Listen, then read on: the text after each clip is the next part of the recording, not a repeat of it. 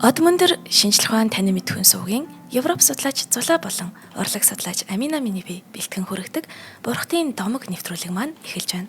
Та манай нэвтрүүлгийг NTV телевиз болон Одмондор радио 83.3 107 хос долгионоор хүлээн авч сонсож байна.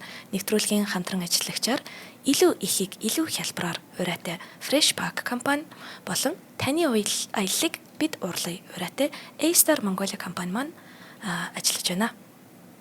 За өдрийн Өдрийн Амина. Өнөөдөр Трой хотоо сүүлчийн өдрийг нь одоо хүлээн авч сонсно тий. За маш эмгэнэлтэй түүх. Гэхдээ мэдээж миний хувьд бол амар харамсаж байгаа. Трой хот туртай хайртай сүр жавхлантай хот маань.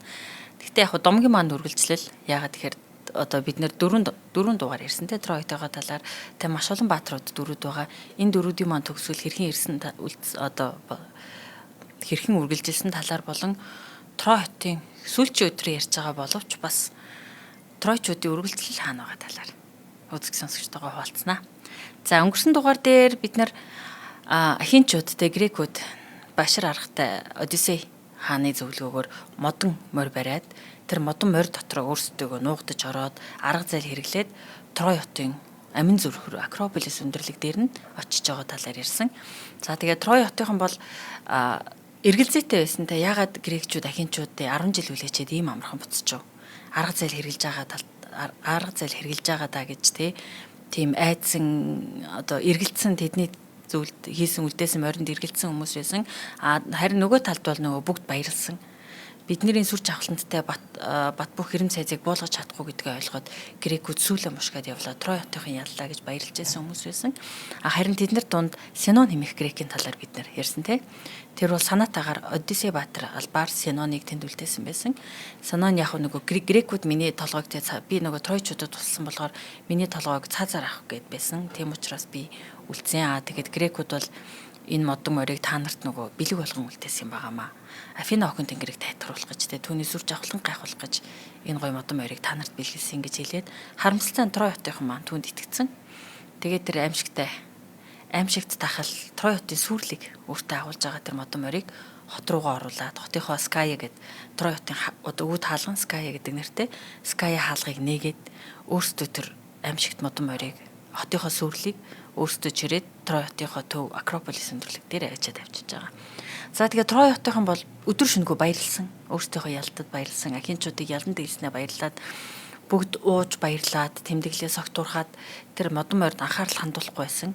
Гэтэл шүн дунд болоход Трой хотынхан бүгд согтож ядарч унаад хитээ хөөрөл цэнгэлдээ туйлдсан тройчууд ядраад унахад модон морь дотроос за их сурвалжуудаас заримдаа 30 баатар гэдэг, заримдаа 50 баатар гэдэг, зарим их сурвалжууд бол 3,000 грекүүд багтахаар тийм том сүртэй модон морь байсан гэд өөрсдийнх нь бүтээн байгуулалтыг магтаад байна шүү дээ. 3,000 баатар хүртэл багтдаг байсан гэж дурдсан байдаг. Тэр Трой хотын төвд байгаа грекүүдийн одоо бүтээсэн модон морь дотроос грекийн бааtruуд гарч ирээд Трой хотыг сүйтлсэн байгаа. За тэгээ согтуурсан бүгдээрээ ядарсан байсан нөгөө талаас агуу хамгаалагч Хектор алдсан байсан. Парис бас өөрөө нөгөө суманд оногдоод Неоплотимусын суманд оногдоод нас орчихсан байсан болохоор хамгаалтгүй байсан Трой хотынхан үнэхээр эмзэг байсан. За тэгээд өшөө хорсол уур хилэнд нөгөө дайны олдсондоо яарна тэмүүлсэн грекчүүд бол Трой хотыг сүнэс юм байгаа. Тэр одоо цөлмөөд буулгаад шатаагаад гэхдээ энд нэг сонирхолтой зүйл гарч ирнэ. За тэр сонирхолтой зүйл рүү орохоос өмнө бүгдээрээ энэ Трой хотын одоо дөрүүд маань тэдний төгсгөл хэрхэн ирсэн талаар ярилцъя. За хамгийн ихнийх нь бол Трой хотын хаан өгөөмөрдсөн хаан Приам. За Приам хаан грекүүд өөрсдийнхэнтэй арга зал хэрэглээд өөрсдийнх нь хотын амин зүрхэнд ирчихсэн хотыг нь сүйдэн чатааж байхыг хараад өөрийнх нь ордонд байсан Тэнгэр эрсийг иргших Зевс зориулсан тахилын эндэр байж л дээ. Тэр эндрийн өмнө очиод Зевсээс авралхайн очиход түүнийг Ахиллес баатрын хүү Неоплотимус түүний амийг хороосон гэдэг. Амийг хороохоос өмнө Приам хааны хүү Политес Приам хааны хүү Политес аавыгаа хамгаалах гэсэн боловч Неоплотимус Приам хааны хүүг аавынхын нүдэн дээр алсан. Гэтэл өөрийнхөө бас нэг хүүхдээ алдаад нүдэн дээр тэр амь насыг хороолгосон тэр сүүлийнх нь амьсгайг харсан тэр одоо хорсол харамсалтай автсан Прям хаан хэдийгээр өндөр нас хүрсэн хүч тамир муутай боловч сэлэм аваад Неаполитемусын өмнөөс дайрах гэсэн боловч чадаагүй. Харин Неаполитемус түүний зүрхэнд нь түүнийг тэнгэр ирсэг иршигч Зевсийн тахилын эндрийн өмнө түүнийг амнасыг хоросон гэж гардаг. За тэгээд яг хуу Прям хааны төгсгөлийн талаар олон хувилбар байдаг. Гэхдээ ер нь голлох хувилбар нь бол тийм түүнийг Ахиллесийн хүү Неаполитемус Прям хааны төгсгөлийг түүний ордонд нь Зевсийн тахилын одоо эндрийн өмнө түүний амийг хоросон гэдэг. За ер нь бол ингээд Прям Трой хотын сүүлийн өдөр Прям хааны бүх хүүгүүд өгч байгаа. Дифобус хүртэл өгч байгаа. Дифобусыг Менелаус алчдаг. Үхээд тэдний Трой хаан одоо Трой хотын хаан Прямын гэр бүлийн цорын ганц амьд үлдсэн эрэгтэй хүүхэд бол Астианакс байсан. Астианакс бол Хекторын гэргийн Андромаки тэр хоёрын хүү юм баха. Нэрэ хүү байгаа. За гэтэл нөгөө грекүүд хоорондоо зөвлөлдчихлээ. Энэ нэрэ хүүдээ бид нэр яач чадахгүй шүү дээ. Энэ нэрэ хүүг амьд үлдээхэд болох юм биш үү гэж зарим баатрууд санал гаргасан боловч энэ бол Трой хотын үр удам аа. Сүр жавхлан Трой хотын үр удам. Агуу хамгаалагч Хекторын хүү. Хекторын хүү болохоор бид нар Астианаксыг амьд үлдээж өөрсдөө хэрсэлд оруулчихлахгүй. Хизээ нэгэн цаг тэр өсч том болоод хотынхоо аавынхаа үр удмынхаа одоо өвгдээцийнхаа өшөөг авахар бидний араас ирэх хэрсэлтэй учраас энэ хүүг хэрхэвч амьд үлдээж болохгүй гэсэн шийдвэр гаргаад Астианакс тэр бяцхан нэрэ хүүг ээжийнх нь гараас аваад Трой хотын өндөр бат бөх хэрэм цайзнаас унгаан амийг нь хоросон гэдэг. Хидээ эмгэнэлтэй сонсогдож байгаа боловч логиктэй л байна л та. Ер нь их хөвчлэн дандаа хүүхдүүд нь том болоод төвшөө авдаг шүү дээ, тий. Харин тий. За тэгээд ер нь бол зомгийн Ovidium Metamorphosis бол Одиссег Астианаксыг Трой хотын хэрэн одоо хан хэрмээс унган амнасыг хоросон гэдэг бол бус хувилбарууд дээр бол мөн Прям хааныг түүний өвөөг нь алсан Ахиллес баатрын хөө Неоптолемус түүний амийг хоросон гэдэг. За ингээд Астианакс нь Трой хотын одоо залгамжлагч хамгийн сүүлийн эрэгтэй хүүхэд амнасаа алдчихж байгаа юм байна. За Кассандра гэж дүр байгаа тий. Прям хааны охин, үзэсгэлэнтэй охин Зүнч. За Кассандрагийн түүхийг бол манайхан бүгд мэдж байгаа бах. Үзэсгэлэнтэй сайхан бүсгүй болохоор нарны бурхан Аполло түүнд дурлаад амраг минь болооч чамд би уйдсчид бэлгэлээ гэхдээ тгий гэж хэлээд ирээдүг харах гайхалтай оновчтой зөгнөх одоо өвдөсшид авцсан боловч нэг амраг нь болохоос татгалцгаар нь Аполло тэгвэл чиний зүн бэлэгт хинч итгэхгүй гэд хараачихсан. Тэгэхэд Кассандра энэ болсон бүх явдлыг маш оновчтойгоор зөгнсөн боловч харамсалтай түүний зөгнөлд хинч итгээгүй. За үзэгсэлэнд Кассандратай юу болсон бэ гэхээр үзэгсэлэнд Кассандраг маань за Трой хотын энэ тулаанд грекүүдийн талд хоёр аяас байлдаж байгаа. Одоо Ajax гэдэгтэй англиар бол аяас байлдаж байгаа. Нэг нь том агуу аяас гэдэг, нөгөөх нь бага аяас гэдэг, Локрин аяас гэдэг. За тэгээд үзэгсэлэнтэй Кассандраг Афина охин тэнгэрийн тахилын сүмд Кассандра охин аврал ирээд ам аврагдахаар тэнд очисон байтал араас нь тэр бага аяас буюу Локрин аяас очоод Афина охин тэнгэрийн хөшөөний хөлнөөс нь ингээд зуурдсан те Кассандра тэрвэрсэн аврал ирээд гуйж ахт нь тэр аяас Кассандра үзэгсэлэнд Кассандра охиныг Афина охин тэнгэрийн одоо тэр хөшөөнд ор те түүний бие төлөл гэсэн үг шүү дээ. Түүний дор аимшигтай хүчнэддэг. За энэ нь Афина охин тэнгэрийн хилэнг маш ихээр хүргэдэг. Хэдийгээр өөрийг нь дэмжижсэн баатар эрстэй тэр Трой хотыг буулгасан боловч Афина охин тэнгэр дандаа грекчүүдийн талд байсан шүү дээ. Тэр баатар эрсийг дэмжижсэн боловч тэр өөрийнх нь ариун тахилын сүмийг буцралсанд нь өөрийнх нь ариун шүтээний өмнө тэр санваартан одоо бүсгүй шүү дээ те Кассандра чинь түүнийг бузралсан тэр явдалд асар ихээр жигшээд грекүүдийг нь буцаагаад хараачихсан ба. Тэгээд энэ олон грекийн ахинчууд баатараас дийлэнх нь эмгэнэлтэй төгсгөлийг олдог нь Афина охин тэнгэрийн хараал юм байна. Ийм юм болсон. За тэгээд түүнийг Аяас баатар хүчнэтсний дараа Агамемнон түүнийг татвараа болгож авсан. Үзэсгэлэнтэй бүсгүй байсан учраас өөрийн татвараа болгоод өөрийн төрлөх Микенед авчичоод түүнтэй гэрлэн түүнийг өөрийнхөө 20 минь айрын татвар хэмээн болгоно. Нөгөө талаар нөгөө сүр жавхлан Трой хотын гүнж миний татварын боол болсон гэж өөрийнхөө суу алдрыг нэмэгдүүлэх зорилготойгоор Агамемнон үзэсгэлэнтэй Кассандраг өөрийн татварын болгоод аваа явсан байгаа. Гэтэл Кассандра Агамемнон нөгөө өөрийг нь завиндаа суулгаад нутгийн зүг одоо ингээд хүрдтэй замны хөлөг онгоцны хүрд залхахт нь эргэж очивол чи төгсгөлөө олноо. Эргэж очивол чи ял жаргалтай амьдрахгүй гэж зөвгөн хэлсэн боловч мэдээж уламжлал ёсоор түүний зөвгнөлд Агамемнон итгэв. Харагдсан байна шүү дээ. Тий. За Кассандрагийн маань төгсгөл юм болж байгаа нь. За Экоба хатан байгаа. Приам хааныг иргэе. За Экоба хатан ер нь бол нөгөө энэ за бид нар бол яг уу Гомерийн Илиадыг те голчлон ярьж байна. Гэхдээ маш олон их сурвалжууд байгаа. За тэр дайнаас хойш дайны дараа юу болсон энэ баатруудад юу болсон талаарх ер нь их сурвалжуудыг дийлийнх нь Еврипидийн эмгэнэлт жүжигуд байгаа. Андромаки, Экоба гэд те тэднэрээс ер нь бол гол төлөв их сурвалжууд байдаг. За тэрэн дээр Экоба хатны төгсгөлийг юу гэж гаргадаг вэ гэхээр мэдээж түүний Приам хаан те хаана нь өнгөрчихсөн, хотыг хамгаалагч хүн өнгөрчихсөн, өөрийнх нь үзэсгэлэнтэй охиныг те грекүүд хүчирхийлээ татварын болохоор аваа явчихжээ. Экоба хатан ч гэсэн түүнийг татварын болохоор авсан гэдэг юм. За түүнийг хэн татварын болохоор авсан бэ гэхээр Полидорус гэж байгаа юм те. Өөрийнх нь хүү Полидорус юм байна. Түүнийг Полиместр бас гэдэг грек баатар өөрийн татварын болгоод өөрийнхөө одоотой ордон гэрлөө авч явсан гэдэг. Тэгээд тэр өөрийнх нь хүүгч гэсэн тэр Полиместр бас өөрийнх нь хүүгийн нэг хүүгийнх нь амийг бас хоруулсан. Тэгээд ер нь бол домгийн сүлийн хувилбарууд дээр бол түүнийг нохоо болон хувирсан гэдэг. Нохоо болон хувираад далайн тэнгисийн ирэг дээр далайчд зүг зам зааж өгөөд байдаг тийм нохоо болон хувирсан гэдэг. Тэгэд ер нь бол нөгөө Тракрута, Трис нутаг гэдэг нь манай одоогийн нөгөө Стамбулаас баруун тишээ Европын хэсэг газар нутаг байхгүй одоо Балканы хогийн Болгар, Грекийн өмнөд хэсгийг хамаардаг Трис нутагт очоод Полиместр хааны татварын болоод тэгээд нохоо болон хувирсан гэдэг. Түүний төгсгөл нь Андромакич гэсэн мөн түүнийг татварын болгосон. Түүнийг Ахиллесийн хүү Нептолемус өөрийн татварын болгоод авч явсан гэдэг. За тэгээд Андромахийн домог бол нэлээд үргэлжилт гэл тэр яадаг вэ гэхээр Нептолемустай суугаад 3 хүү гаргасан байдаг. Молосос, Пилус, Пергамус гэдэг нэртэй 3 хүү гаргасан. За тэгээд Нептолемусыг өгсөний дараа тэрээр Хеленус гэдэг нэрт мөн грек баатартай суусан. За тэгээд Хеленус баатартай суусныхаа дараа Хеленус нь бас өнгөрсөн байдаг. Тэгээд тэр өөрийн нутагтаа өөрийн хүү нөгөө Нептолемусаас гарсан 3 хүүгийн нэг Пергамустай нэргэж ирээд Пергамус нь одоогийн Пергамон. Туркийн нэр нь бол Бергама штэ тий.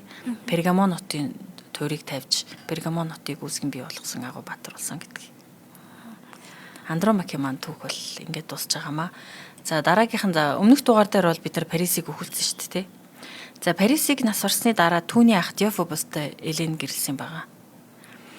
За ер нь бол одоо энд нэг сонирхолтой юм гарч ирнэ. Эленийг бид нар бол нөгөө Парис дурлаад өөрийн сайн дураараа Паристай зүг Спартагаас зуцсан гэж хувилбарууд одоо Гомерийн сохор наригчийн манай хувилбар бол тийм байгаа.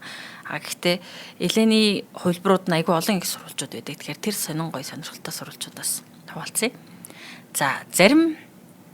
За их тохиолдолд бол мэдээж нөгөө Диофобостой Парисыг нас барсны дараа түүний ахтай гэрэлдэг нь бол нөгөө улс төрийн шалтгаантай гэж үзсэн байдаг. Нэгдүгээр Паристай гэр бүл одоо Паристай суухаар хайр цэцгэлтэй болоод Троид ирсэн. Тэр хоёрын энэ хайр цэцгэлийн явдлаас болоод энэ том дайн үүссэн 10 жилдээ грекүүд эхинчүүд Трой хотын гадна тулалдчихсан олон баатрууд амнасаа алдсан учраас Эленийг Троийн гүнж байлгахын тулд нэгэнт л энэ 10 жилийн цусттай болцсон учраас Троийн гүнж байлгахын тулд ер нь бол улс төрийн шалтгаанаар Диофобостой гэрлүүлсэн гэж ихэнх хувилбарууд дээр гардаг. Тэгээд зарим хувилбарууд дээр Эленийг надад нэг хамгийн сонирхолтой санагддаг хувилбар нь бол энэ байгаа. За юуны хувьд бол Омерийн хувьд бол тэр хоёр ер нь бол ингээд бие биендээ дурлаад эргээд ирчихсэн. Гэхдээ нөгөө Парис Менелеуст ялагдчихж байгаа хэсэг байгаа шүү дээ. Менелеуст ялагдчихж байгаа хэсэг. Тэрийг ер нь харсан Элен өөрийнхөө шийдвэрийг эргэн харсан. Өөрийнх нь дурлсан тэр галт тачаатам дурлааж энэ аимшигтай цустай нэг үүсгэн байранд дурлсан тэр залуу нь хичнээн сул дорой эрхэм чанаргүй залуу байгааг хараад өөрийн нөхөр Менелеуст илүү татагдсан гэж гардаг. За тэгээд Омерийн хувилбараар бол Менелеус одоо нөгөө Трой хот руу эргэж ороод хамгийн түрүүнд Эленийг хайж байгаа. Уур, хорсол, өшөө, атаа хорсолтой тэр өстө бузар имийг хормын дотор тэ цусыг нь урсгаад тэр өшөө хорсол нэр хүнд нь гутаагдсан тэр жигшлийг тайлмаар байгаа шүү дээ. Тэгэл хайгаал орж л дээ. Прям хааны ордон руу орлоо. Диофобусын гэргээ болчихсон байгаа. Диофобус тэр хоёр Диофобусын лавиринд байгаа байхгүй Елен хоёр. Диофобусын лавиринд руу ороод хамгийн түрүүнд Диофобустай тултаад Диофобусыг сэлгэмдээд алчиж байгаа. За тэгээд хувилбарууд нэг сонин. Еленийг алах гэтэл гэж байгаа. Нөгөө өшөө хорсол байгаа шүү дээ. Хорсол. Өөрийг нь орхио явсан. Энэ дайныг өдөөсөн. Тэр садар юм хаав байна гэлтэй. Еленийг очиод хартал. Афина нэг хувилбар нь Афродити охин тэнгэр Еленийг өрөвддөг гинэ. Өрөөсөн тэ өөрийнх нь шийдвэрээс болоод л энэ дай үүссэн болохоор Еленийг өрөвдөд Еленийг им Менелеусыг дахин Еленд дурлуулсан гэдэг. Тэр нөгөө өшөө, хорсол, гомдол, атааж төтэй энэ бүгдийг нь арилгаад нөгөө Еленийг алхаал хартал нөгөө үзэсгэлэнт гэрхийн сайхан бүсгүй юр бусын туяа цацруулсан тэ. Тэгээ хормын дотор түүний өгшөөгөөд Спарта руугаа аваад явсан. Тэр хоёр аз жаргалтай амьдраад насны эцэс одоо өгснийхаа дараа Элизенфилд гэдэг нөгөө одоо эртний грекүүдийн хувьд бол Деважин байхгүй юу? Деважинд тэр хоёр амар амгалан мөнхөд оршиж байгаа гэж гардгийг. За өөр нэг хувилбар нь Еврипидийн хувилбар байгаа. Еврипид юу гэж гаргадаг вэ гэхээр Троид байсан Елен бол жинхэнэ Елен байгаагүй. Тэр сүнс байсан гэдэг. Сүнсий. Тий. Бурхтын хатан Ира нөгөө ялагдсан да. Тэр дайныг өдөөхийн тулд жинхэнэ Еленийг Египт руу авчирсан гэдэг. Елен тэр 10 жилийн турш Египтийн хааны ордонд Протеус хаан баха. Протеус хааны ордонд амар амгалан 50 байжсэн.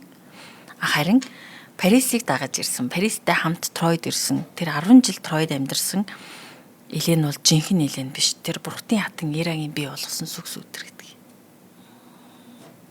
Тэгэхээр жинхэнэ Елен ч өөрөө анханасаа Парис дурлаагүй.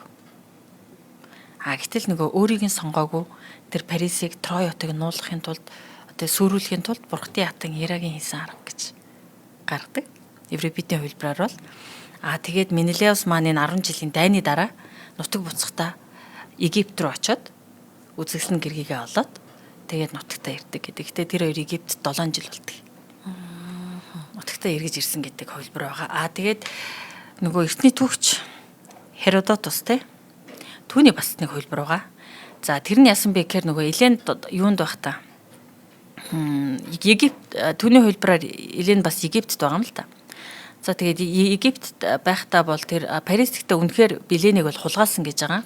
Тэгээд Елентэй хамт Египтэд очиход нь Протус хаан Еленийг Парисаас тэнд хулгаалж одоо булааж аваад юунд үлдээсэн. Тэгээ хэдийгээр нөгөө Елен Троид байгаагүй боловч нэгэнт эхнэрээ хулгаад алдсан учраас Менелеус хаан Агамемнон бол Троийг булгаж нураасан гэдэг. Тэгээ энэ хувилбар дээр мөн Менелеус нутаг буцахдаа Египтээр дараад үзэсгэлэн гэргийгээ тэндээс олж аваад тэгэхээр энэ сүүлийн хоёр хувилбар дээр бол нөгөө Менелеус Елен хоёрын хайр цэцлийн тэгээ одоо чин үнж байдлыг илүү тэгээд хулаад байна шүү дээ. Юу яцсан ба шүү дээ. Еленад бүр хэр халтаагаагүй шүү дээ. Харин тий. Нөгөө миний уншижсэн хувилбарууд дээр болохоор яг тэр нөгөө Менелай амар уурлал орж ирж байгаа шүү дээ. Леврен лөө. Тэгэнгүүт нөгөө нэг Елен болохоор нөгөө цээжээ задлаа. Тэгэл яг маш гоё үзэсгэлэнтэй биетэй тий. Тэгэл яг ингээл хөхөө харуулсан чинь Менелай алж чаддаг. Дахин дурлаад тийм хувилбар байна. За ингээд цаашаа юу болсныг мэдгээсээ өмнө хэдүүлээ хамтран ажиллагчийн талаарх мэдээллийг сонсцгоё. За ингээд манай энэ удаагийн нэвтрүүлгийн хамтран ажиллагчаар болохоор илүү ихийг илүү хялбараар ураатай Fresh Pack компани ажиллаж байгаа. Fresh Pack шүү. Fresh Pack гэдэг. За Fresh Pack болохоор ингэж байгаа юм байна. Одоо 6 сарын 21-нд Social Pay Park-т чинь одоо домогт бидний бүгднгийнхэн сайн мэдэх сонсож өссөн хурд хамтлагийн бүсгүй хэмээх түүхэн тоглолт болох юм байна. Ямар гоё. Тий, хурд хамтлагийн стоонуудыг багасаа л сонслоо. Тий, үнэхээр гоё үзэсгэлэнтэй дуунууд байгаа. За ингээд бүсгүй хэмээх төр түүхэн тоглолтын маань тасалбар нь зөвхөн Fresh Pack-ийн тасалбар цэгээс худалдаа авах боломжтой юм байна. За Fresh Pack-ийн тасалбар цэгээс худалдаа аваад зогсохгүй бүр 10% кэшбэк урамшуулалтай. Тэгэхээр тасалбарын үнийн дүнгийн 10% нь эргүүлээд урамшуул болж орно гэсэн үг. За ингээд VIP тасалбарын онцгой эрхийг нь мөн санал болгож байгаа юм байна. За тасалбарын үнийн мэдээллийн хувьд болохоор VIP тасалбар нь бол 500 мянган төгрөгийн үнэтэй, Fan Zone хэсэгт орох тасалбар нь 120 мянган төгрөгийн үнэтэй, энгийн тасалбар нь 60 мянган төгрөгийн үнэтэй байгаа юм байна. Тэгэхээр яг одоо Freshback application болон Freshback Цэгийн вебсайтаас домогт хурд хандлагын тасалбараа захиалах боломжтой юм шүү. Энэ мөн зөвхөн онлайнаар захиалах боломжтой юм байна. Ер нь их амар болчихжээ тий. Одоо тэгээл ийш тийшээ төвчрөнд яваал ингээд ах шаардлагагүй. Яг сайхан Freshback application-а татаад Freshback Цэгийн вебсайт руугаа эсвэл ороод тасалбараа захиалчих болно. Ер нь Freshback-ийг сонирхоод үзээрэй. Амьдралыг аягүй амарчилдаг тийм компани, тийм одоо аппликейшн байгаа шүү. Тийм. За маш их баярлалаа Freshback-ийнхандаа. За ингээд домгийн их сурвалжийн альж хувилбараас ер нь бол альж хувилбар дээр Menelaos Ilian хоёр бол дахин уулзраад хайрц цэглэн дахин дүрлцээд тэр хоёр төрлөх нутаг Спартад очдог. За тэгээд ер нь бол альж хувилбар ямар ч тэр хоёрын аялал бас он удаан жил үргэлжилдэг. 7-оос 10 жил байдаг баха. 7 жилийн тэр хоёр Египтэд өнгөрөөсөн байдаг.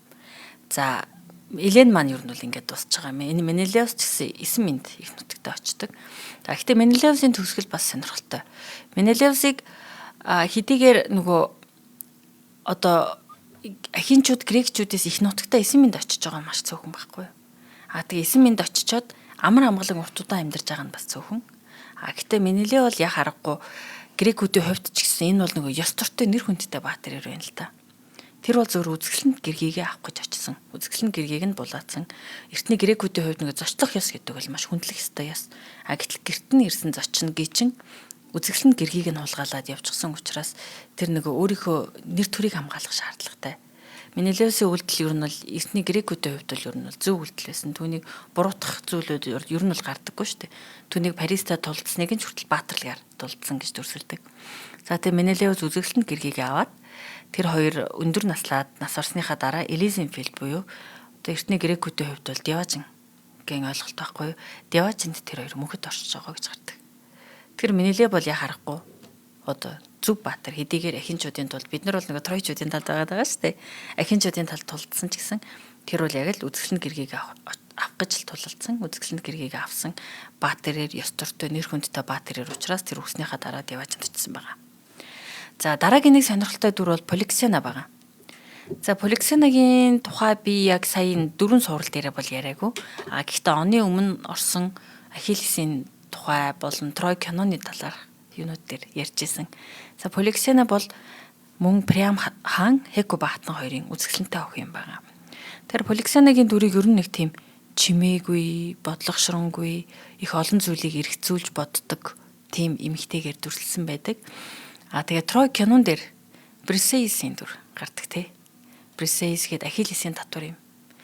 Кинон дээр бол тэр нөгөө Приам хааны нэг үеэл охин юм шиг тий. Ахинчуудад олзлогцоод Ахиллес өөрөө татвар юм болгоод авчихсан нэг үзэсгэлэнт бүсгүй. Тэр бүсгүүд дурлаад байгаа юм шиг тий ойлголт өгдөг. Тэгээ тэр бүсгүйгээ хайж Ахиллес маань Трой хот руу ороод тэр тахилын сүмээс тэр бүсгүйг хайж явж агаад суманд оногдоод насарж байгаа дүр гардаг.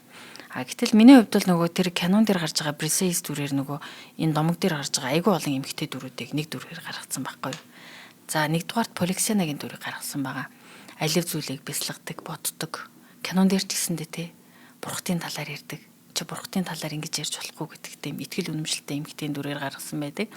Нэг дүр нь мэдээж нөгөө Брисеис, Агамемнонтой булаацалддаг татвар юм байна. Тэгээд нөгөө Аполлогийн тахилын сүмд сан мартан хийдэг дүр нь нөгөө Кассандрагийн дүр байгаа байхгүй юу. Тэгэхээр тэр кинон дээр энэ домог дээр гарч байгаа 3 эмэгтэй хүний дүрийг нэг дүрээр гаргацсан байгаа. Домог дээр Поликсенад бол бас нэг Ахиллес дурлаатж байгаа юм шиг. Тэр нэг чимээгүй бодлогошронгүй байдалтай ахугаас өөр зүйл боддог тэр байдалд нь дурлаад байгаа юм шиг хэсгүүд гардаг. За тэгээд Поликсенад юу тохиолдог вэ гэхээр Поликсена бол мэдээж олзлогдсон өөрийн ээж Хекуба, Андромеки, Кассандрагийн хамтаар грекүүдэд одоо боол татвар юм болох учиртай. Гэтэл Поликсенаг Ахиллес хүсээд исэн учраас Ахиллесийн сүнс ирдэг. Грекүүдээр ирээд Поликсенаг надад өгөө түүний ариун онгон байдлыг нь хадгалаа гэдэг шаардлага тавьдаг учраас түүнийг одоо тэ агуу баатраа тайлбарлахын тулд Ахиллесийн сүнсийг тайлбарлахын тулд грекүүд Поликсенаг Ахиллес зориулаад үргэл өрц болгон өргөждөг. Түүнийг нь Ахиллесийнхөө Неоптолемос хийдэг. Тэгээд хэдийгээр үгсэн хүний төлөө өөрийг нь өргөл өрц болгож өргөж байгаа ч гэсэн Поликсена бол өөрийн мөхлийг нэр хүндтэйгээр хүлээж авдаг. Харин ч грекүүдийн татврын болгож бузарлагдаагүй учраас энэ бол нэр хүндтэй өхөл гэж шийдсэн учраас өөрийнхөө амийг тэднээс гуйлгүйгээр тусал нулимс унгалгүйгээр Неоптолемос түүний өөрийг нь амийг хороогоод өөрийн эцэг Ахиллест өргөл өрц болгон өргөж явахад үхлийг нэр хүндтэйгээр өгтөн авсан гэдэг. Эртний домгууд дээр хүүхнүүд нь нэр үнэхээр дандаа ингэхийн тий. Харин Ингэж татвар юм болж ахыугаа бодож амьдарч яснаас нэр төртөгөр өгсөн дээр л гэх юм. Мөн их зоргоо. За Поликсена маань ингээд дуусж байгаа. За тэгээд ер нь бол Трой хот сүрээд Трой одоо Прям хааны үр удмын бүх эрчүүд нас орж байгаа. Эмэгтэйчүүдийг нь татврын болгоод газар дэлхийн одоо тэ эртний грекийн өнцөг болон бүрлөө аваа явчихж байгаа. За тэгээд Трой хотын үр удам үндэс суур юу болдог вэ гэхээр ер нь бол Трой хотоос за үзэгчд маань Афродитийн охин тэнгэрийн дугаар дээр санаж байгаа бол Афродитийн охин тэнгэр одоо Троийн ойролцох Дарданы нутгийн нэг үзэгслэн хончин залууд дурлаад амрага болгодог. Анхисис гэж үзэгсэлэнтэй залууд дурлаад амраг болоод тэр хоёрын дундаас Аниас гэж хүү гардаг. За Трой хотын домог дээр бол Аниас баатар Анхисис аавын хамтаар гардаг юм байна. Тэр бол хотыг хамгаалсан, гарамгаа тулцсан баатарээр гэхдээ хотыг нь галтан шатаага түүгээдтэй им согтыг нь бузарлаад их оронлуугаа тэ грекүүд ахинчууд татврын болгон авч явж хахад Аниас өөрийн аав гэргий болон хүүгийн хамтаар амьд үлдэнд цогтж чадсан гэдэг. За тэгээд ер нь бол ихэнх сурвалжуудад Аниасийн гэр бүл бол Трой хотоос үлдсэн сүүлчийн амьд хүмүүс. Гэхдээ тэдний аялал урт удаан үргэлжлэн, амжилттай үргэлжлэн. За Аниас өөрийн тэр үед нь өөрийнх нь аав Анхисис нөгөө хөл муутайч л доглон байдаг. Тэгээ уран зураг дээр ч гэсэн түүнийг аавыгаа нөгөө үрч гисэн байдлаар Трой хотоос гарч явж байгаа дөрвж байгаа зургууд байдаг шүү дээ тий. Аниас гэж манай энэ юм бэ тий. За тэгээд өөрийн гэргийг Криусаага тэр аяллахаа зуршид алдаж идэг. За тэгээд нөгөө Аниас өөрөө одоо Ромд хүрч байгаа. Ромд хүрэхэд тэр маш олон газар нутгаар өөрийн аавыг хүүг дагуулад аялна.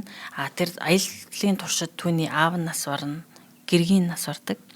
За тэгээд тэр асварсан гэргийнх нь өөрөө ингээд итгэл алдаад, цуцаад, ядраад, бууж өгөхөд бэлэн байхад нас барсан гэргийнх нь сүнс түүний зүйтэнд ирээд амьд үлдэх хүчтэй шивжээ. Аяллаа үргэлжлүүлэх хүчтэй. Агуу үндэстний одоо тий үндэс суурийг тавих учиртай гэдгээ санаарай гэж хэлж үргэлж урам өгдөг байсан гэдэг. За тэгээ Аниас маань газар дундын тэнгисийг гатлан явсан гэдэг. Газар дундын тэнгисийг гатлсаар байгаа тэр эхлээд Трак нутагт очсон байна. Трак нутгаас дамжаад эртний грекийн арлууд болох Делос арал дээр очсон байдаг. Делос арал дээр очиход Делос арлыг эвэгч чинь Аполло бурхан шүү дээ тий. Аполло бурхан ч гэсэн одоо тэднийг эсэг өвгдийнхөө нутагт очоо гэд Крит арал руу явуулсан гэдэг. Крит арал дээр тэр очсон боловч тэнд дахал өвчин гараад Крит арлыг цутгаас урахгүй байсан. Крит арлаас урагшлаад газар дундын тэнгисийг гатлаад Картаж руу очсон гэдэг. Картажид очиход түүний одоо үзэгсэлэнт хатан Дидон Аниас залууд дурлаад тэр хоёр амраг хосууд болсон байдаг.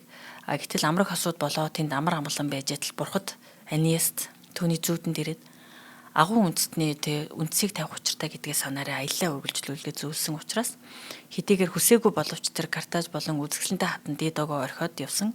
Харин Дидон түүнийг явсныхан дараа уйтгар гашуудалтай амиа хорлсон гэдэг мөн түүний үр садыг нь хараасан гэдэг. Картажийн хатан Дидо.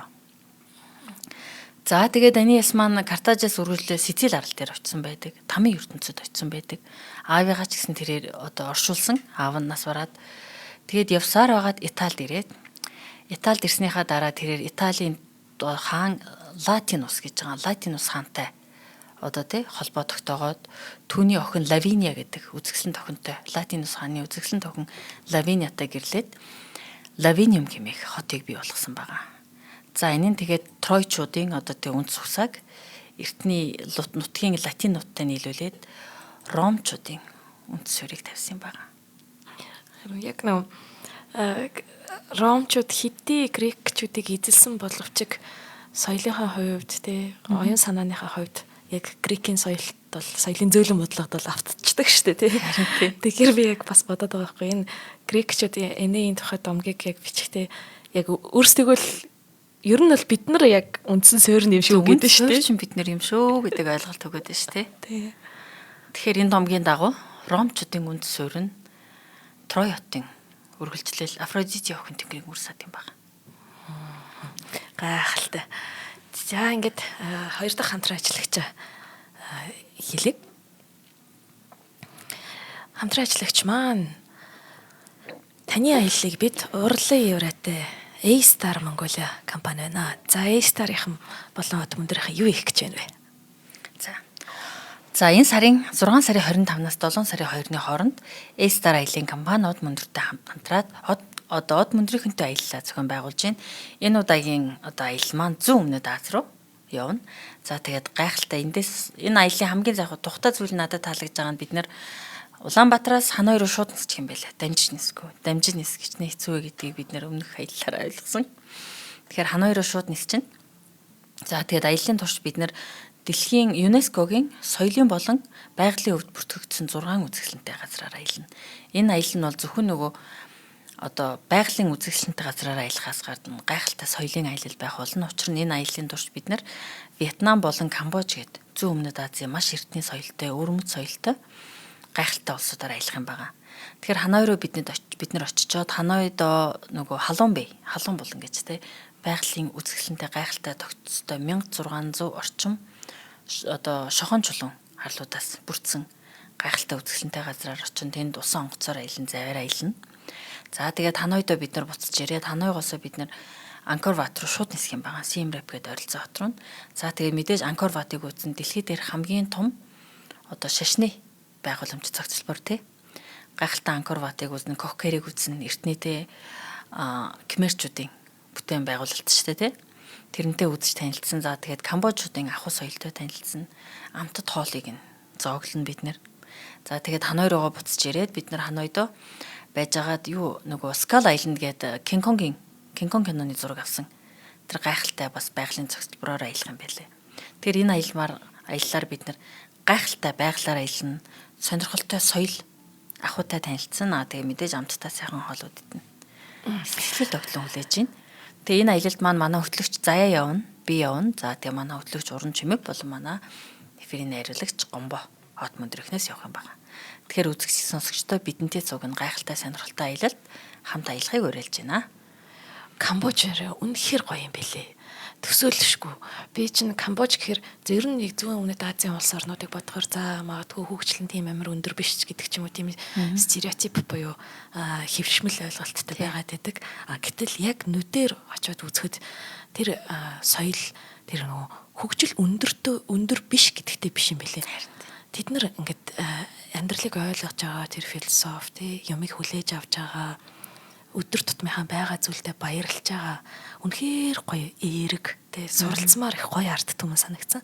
Вьетнамчууд арай өөр. Гэхдээ л ер нь ингээд яг нэг энэ хоёр улсын хоорондын бас ялгаа болон ижил тал энэ төр гэд ер нь нэг яваад үзчихэд бол дахин давтагдчихгүй тийм маш гоё туршлага болохоор санагдсан. За ингээд Grace A-Star Mongolia компанид маш их баярлалаа. За ингээд домог маань цаашаа яаж үргэлжилж байгаа вэ? За ингээд ер нь бол сая ингээд хоёлоо Трой хотын тал маань яаж дуусныг ярьчлаа тий. Одоо грекчүүд, ахинчуудтай юу тохиолдсон талаар ярив. За түрүүнд дурдсан нөгөө үзэгсэн Кассандраг Афина охин тэнгэрийн тий тахилын сүмдэнд түүний хөшөөний урд бузралсанд Афина охин тэнгэр ихэд хэлэгнээд грекүүдийг хилэн хараасан юм байна. За тэр хилэн уур хилэн хараал нь өөрөө грекүүдийн ихэнх баатруудын эмгэнэл төгсгөлийг авчирсан учиртай юм байна. За тэгээ хамгийн түрүүнд нөгөө Аяс Кассандраг хүчирхийлсэн те. Тэр баатартай юу тохиолдог вэ гэхээр тэр баатрыг бурхад аль нь хараагаад тэр бурхтын ариун тахилын шүтээнийг бузрална гэдэг өөр хамгийн дээд зэргийн нүгэл байхгүй юу? Энэ нүгэлд нь хараагаад түүнийг хараахтаа хоёр том юм хатан цохион дунд ингээд аялж яхад нь хавчин алсан гэдэг. За ийм аимшигтай зүйл бол. За тэгээ грекүүд нөгөө ингээ хоёр хуваагдаад бүгдээрээ нөгөө дайны олзоо, татвар имсээ тэр хотыг ерөөсө тонж байгаа шүү дээ. Агуу Баян Трой хотыг тонж байгаа. Тэр болгоно аваад Хоёр хуваагдаад ер нь бол тэнгис талаад гардаг. За тэгээ тэнгис талаад гарахт нь тэнгис талааг эрхшигч Посейдон Афина хоёр Зевсээс гуйж байгаа зөвшөөрөл аваад одоо тэнгэрээсээ эрхшигчийг зөвшөөрөл авах нь шүү дээ. Зөвшөөрөл аваад грекүүдийн аян замыг ер нь маш хэцүү болгоод маш их хэмжээний одоо далайн шуурга салхи гаргасан гэдэг. За тэгээд тэдний хамгийн ихний одоо тий хохирсон хүн хинбэ гэхээр мэдээд түүний одоо шийтгэлээ хүлээсэн хүн нь бол Аяс Баатар байсан. За тэдний дараагийнх нь бол Агамемнон байсан. За Агамемныг далаад гарахаас өмнө Ахиллесийн сүнс ирж түүнийг анхааруулсан гэдгийг. Тэгээ Микиний нутагт очихж тэгэж битээ их яраа. Аз жаргалтай төгсгөл чамааг тэнд хүлээхгүй гэхтэн Агамемнон түүнийг сонсоогүй. Өөрийнх нь татврын босон Кассандра ч гэсэнтэй битээ яраа гэхтэн Агамемнон түүнийг хүлээж аваагүй. Тэр чинь агуу баатар Трой хотыг унгацсан те. Асар их баялаг алт мөнгөд баялагийг нь тончсон хүн төрсөн нутаг Микинидээ эргэж очимоор байна штэ те. Тэгэхээр Агамемнон нутагтаа гарсан. Агамемнын замд бол адал явдал очих замд нь бол харьцангуй бага тохиолдсон. Гэхдээ Агамемнон дайнд гарахдаа өөрийн гэргийдээ ингэж хэлчихлээ. Клитемнестрад дайн дуусаад буцаж ирж байгааг минь мэдэх хамгийн түрүүний хүн чи байх болно. Тийм учраас би дайн дуусмагц чамд дохио өгнө гэж хэлж. За тэр дохио нь яасан бэ гэхээр өндөр уултай арлын орой болгон дээр харуул зогсоочлээ. Тэгээд нэг галаар дохио өгөхөд тэр галан дохиог харсан. Дараагийн арал дээр байгаа харуул дохио өгөөд Клитемнестра хамгийн түрүүнд Агамемнон эргэж ирж байгаа гэдгийг мэдэх ёстой учиртай байж. За тэгээ Клитемнестра хатан Микинид сууж исэн. Тэгтээ Агамемнон дайнд явахдаа Агистус гэж өөрийн үеэлийг Түшээ хаанаар үлдээчихлээ. Намайг байхгүй нутаг орныг минь захирчаа Микиний нутгийг эрхшиж вэ гэд. За гэтэл тэр хоёрыг түүнийг явсан хойгуур нь Клитемнестра Агистус хоёр амргийн харилцаатай болсон байсан байна. 10 жил яваа үедтэй үгүй. 10 жил байхгүй хойгуур нь тэр хоёр амргийн харилцаатай байсан. Гэтэл Клитемнестра хатан Агамемнон эргэж ирж байгаа гэдгийг эсэн минь эргэж ирж байгаа гэдгийг хамгийн түрүүнд мэдхийг хүссэн шалтгаан нь тэр аваал нөхрөө хүлээсэндээ биш. Түүнээс өшөө авахар хүлээжсэн гэдгийг. Учир нь Агамемнон тэр аян дайнд гарахын тулд хайрт охин Эфигенига бурхтад өргөл болгоод Тэгээ штэ нэг тийм болсон штэ. Тэгээ охиныхоо амийг хороочоод явсан учраас Клитемнестра үзэгсэн тохиныхоо амиар залжин дайнд явсан нөхөртөө хорсож исэн учраас Агамемноныг хороохоор хүлээж исэн. За тэгээд Агамемнон эсэн минь ирж байгаа мэдээг хамгийн түрүүнд авахыг хүссэн тийм учиртай юм байна. За тэгээд Агамемнон төлөх Микинидээ иргэн ирлээ. Сүр чавхлантайгаар ирж байна. Клитемнестра ч гэсэнтэй аваал нөхрөө ирсэнд баярлж байгаа дүр үзүүлээд түүнийг одоо угтан авах ёслыг сүр чавхлантайгаар хийж л дээ. Улаан хевс тавиал. Хотынх нь иргэд бүгд ингээл агуу хаанаа те угтан тосож баярлал. Агуу Агамемнон өөрөө нөгөө агуу Трой хотоос тунсан тэр нөгөө алт эрдэнэс мөнгө олон имс хөөхнүүдэд дагуулчихсан сүр чавхлантайгаар хоттой орж ирж байна гэн. Тэгээд Агамемнон ч дотроо өөрийг нь аваал ихнэрэнтэй яасан те их одоо баяр ёслолын байдалтайгаар угтж байна. Бурхад татаархмаар угтж байна да гэж өөрөө дотроо имэн бодсон гэдгийг. За тэгээ Агамемнон өөрийнхөө ордонд эргэж орохт нь Клитемнестра түүнийг аваал нөхрөө одоо ирсэнд баярлж байна. Эхлээд үзэгсэн чамаагаа их саналаа гэж Агамемнон их нэртэй хэлсэн гэдэг.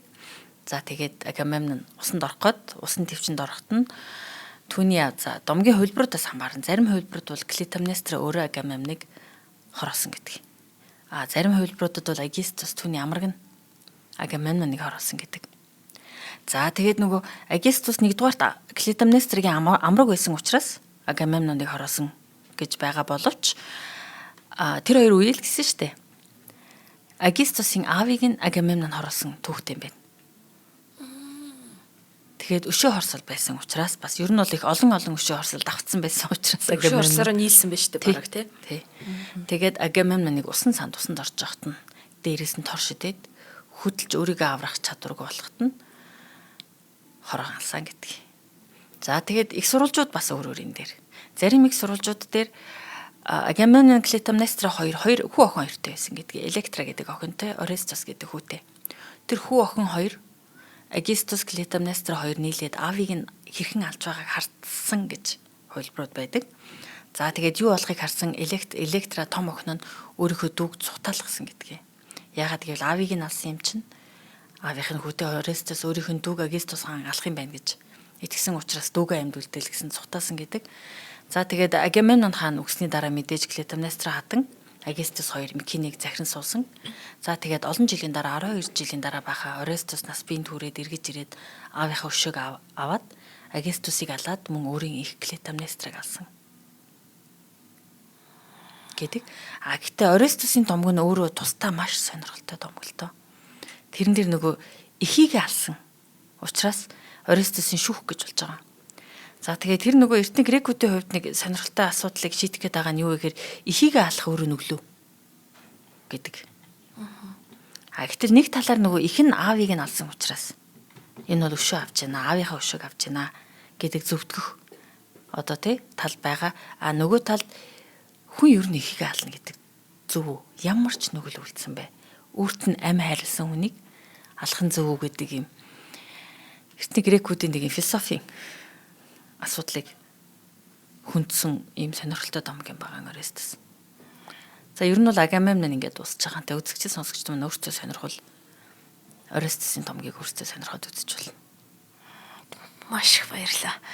За бид нар ингээд баатруудаа нэг нэгээр нь алдсаар дараагийн дугаарт бол бидний хамгийн сайн мэдэх баатар Одиссей маань яасан тухай ингээд дараагийнхын туйлс руу орж ийнэ гэсэн үг тий. Маш их баярлалаа золиотлогчдоо. Та бүхэндээ ч гэсэн анхаарч сонссонд бидэнтэй үргэлж хамт байдагт маш их баярлалаа. Энэ бол Од мөндөр шинжлэх ухааны танин мэдхийн сувгийн Европ судлаач Зулаа болон урлаг судлаач Амина миний бие бэлтгэн хүргэдэг Бурхтын домог нэвтрүүлэг маань байлаа. Та манай нэвтрүүлгийг NTV телевиз болон Од мөндөр радио 83.3 107 хос долгионоор хүлээн авч сонслоо. Нэвтрүүлгийн хамтран ажиллагчаар илүү ихийг илүү хялбараар ураатай Fresh Pack компани болон таны аяллыг бид урлаг ураатай A-Star Mongolia компани маань ажиллаж байна. Маш их баярлалаа. Баярлалаа. За голццгаая. Нэвтрүүлгийг хүлээн авсан Нарны аймгийн монголчуудаа баярлалаа. Од мөндөр сувг нь энэ мэдчлэн таны мэдхүйн мянган нэвтрүүлгийг 2026 оны 7 сарын 1 хүртэл та бүхэндээ хүргэх юм. Их хэлээрээ шинжлэх ухаан танин мэдхүйг түгээхийн үлсэд нэгтгэх хүсвэл та бидэнд хандив өгөх боломжтой. Та нэг нэвтрүүлгийг 100 төгрөгөөр буюу 1000 нэвтрүүлгийг 100 мянган төгрөгөөр үнэлээд биднийг дэмжээрэй. Жилдээ ганцхан удаа 100 мянган төгрөгөөр биднийг дэмжснээр шинжлэх ухаан танин мэдхүйг түгээх энэ үйл хэрэг амжилттай үргэлжлэх юм.